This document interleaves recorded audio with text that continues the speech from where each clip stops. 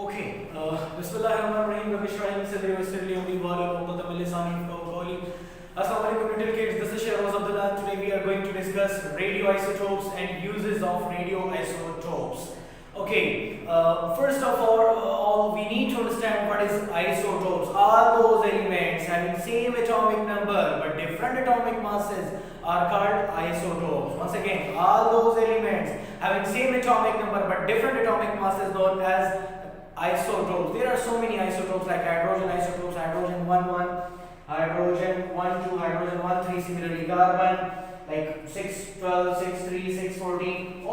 In all these cases atomic numbers are same, but atomic masses are different. Okay, similarly nitrogen isotopes, nitrogen 7 14, 7 15, 7 16, and similarly uranium isotopes, uranium 92 to 34, 92 to 35, 92 to 36. So we can say that isotopes are all those elements having same atomic number but different atomic masses. We can also describe it like that. All those elements having same chemical properties but different physical properties known as isotopes. Do remember, number of electrons controls what? Number of electron controls the chemical property of a certain element, while number of neutron controls the physical property of the certain element. Since in isotope number of electrons in each isotope is same, means their chemical properties will be same, while in isotopes the atomic masses of each isotope is different because number of neutrons in each isotope is different. Okay,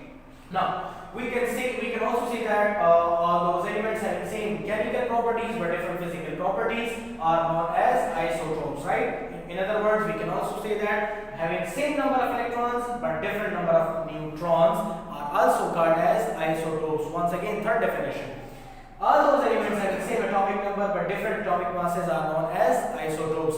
Now, coming towards what is radioisotopes. You know, radioisotopes are such type of isotopes which are unstable and which releases energy to make themselves stable. Okay, so they are known as radioisotopes. In other words, we call them radioactive isotopes. Okay, the isotopes which are unstable and emit radiations are called radioisotopes or radioactive isotopes. Now, there are two types of radioactive isotopes: natural radioactive isotopes and artificial radioactive isotopes.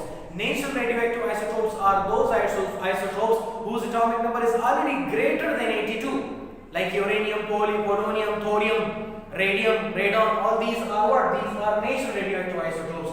Now, what are artificial radioactive isotopes?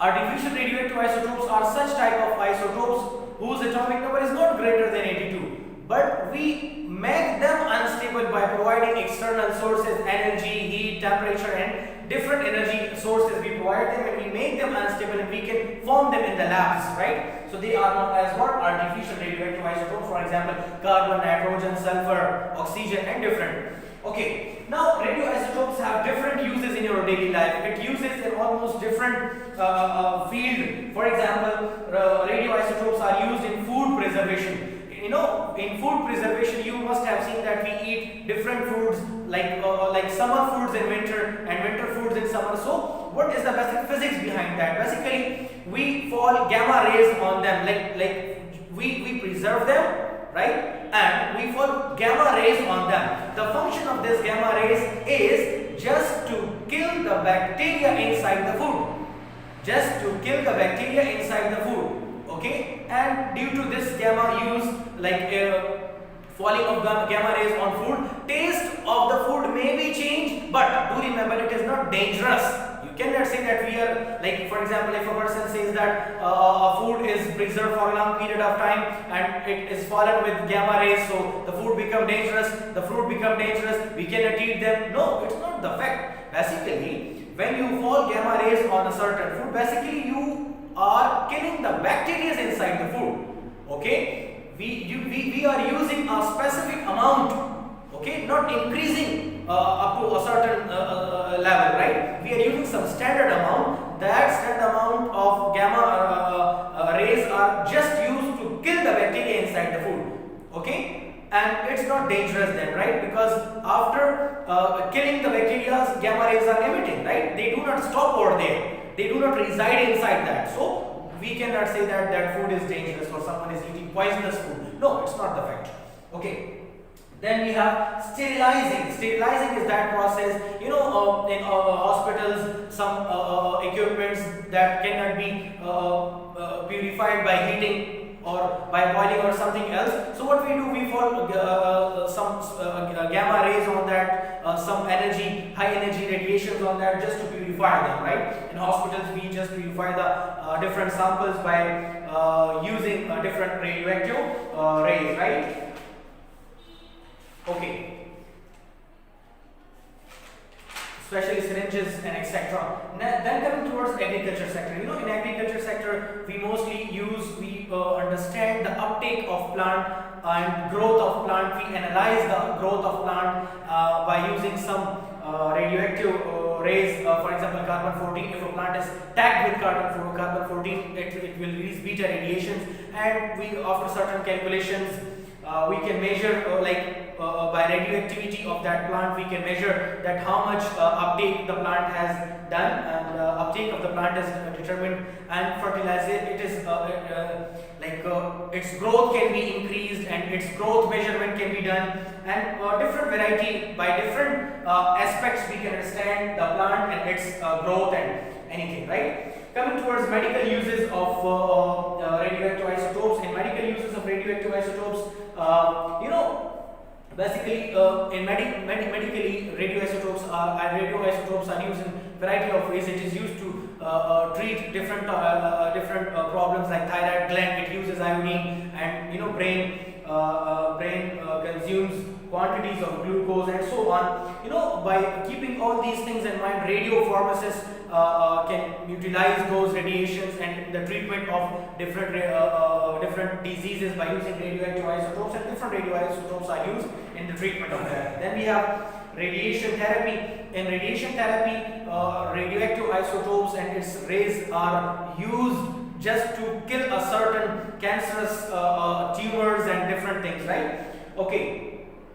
And then we have radioactive dating. Last we have radioactive dating. You know, radioactive dating is very interesting fact. You must have seen like Taxila, Mohenjo-daro, and people say that this is 4,000 years old, 5,000 years old. The question arises that how they know. For example, if a mummy or a skeleton comes, we find it somewhere, right? So archaeologists or geologists say that this is 2,000 years old. How they know that this is 2,000 years old? Basically, the physics behind that is radioactive dating. You know, in each organism, like creature, if it is alive, it has a fixed ratio of carbon-14. When the creature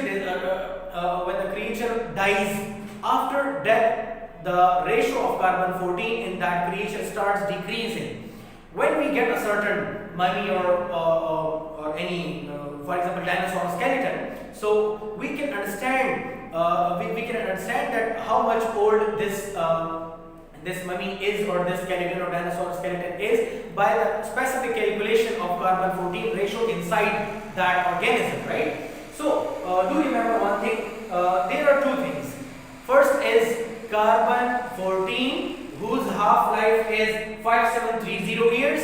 It is used to date old fossil. Old fossil means 200 years, 300 years, 400 years, old fossil.